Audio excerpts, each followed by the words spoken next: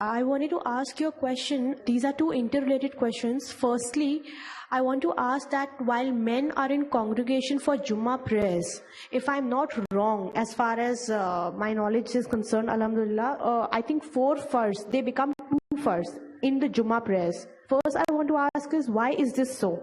And second, I wanted to ask that we are 2 ladies in the house. So how many people are required to, pray in congregation? As in, can we too pray in the house in Jamaat? And if, on the Jummah day, there are 6-7 girls in the building who pray together. So does those 4 first, they become 2 first for us also or no? Can you please enlighten me on this? Sister, that's 2 questions. Part 1 was that why does a Zohar Salah where we offer 4 rakat becomes 2 in Jummah? Jummah is a Zohar Salah on Friday with the condition required, it becomes the Jummah Salah. So why does it become 2?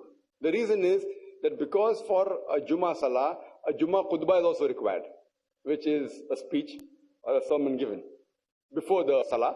So that is the reason this compensates, that since you have to also attend the Khutbah, which is a requirement, that is the reason the 4 rakat becomes 2, it is shortened. As far as second question is concerned, that how many people are required for a congregation? Now if you are asking general congregation, for any Salah, the requirement is 2.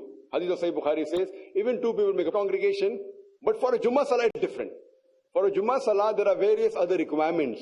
For a Jummah Salah to be conducted, there should be a khutbah, there should be an imam. The strength of the people differs.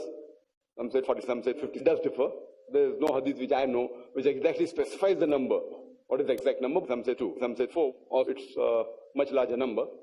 And a khutbah is required, imam is required. And, but natural, this khutbah is only given by a gent.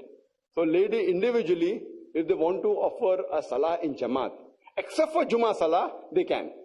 One of the girls, or one of the lady, or one of the women, can become an imam and offer salah in congregation, except the Jummah Salah.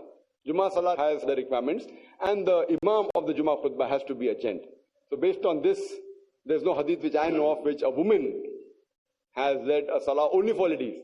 Generally, yes, there's a hadith of Hazrat Aisha, may Allah be pleased with her, radhiyallahu anha, that she led a congregation of the women for a normal salah. But no hadith stating that any woman led a Jummah Salah, even of only ladies. Hope that answers the question. Number required for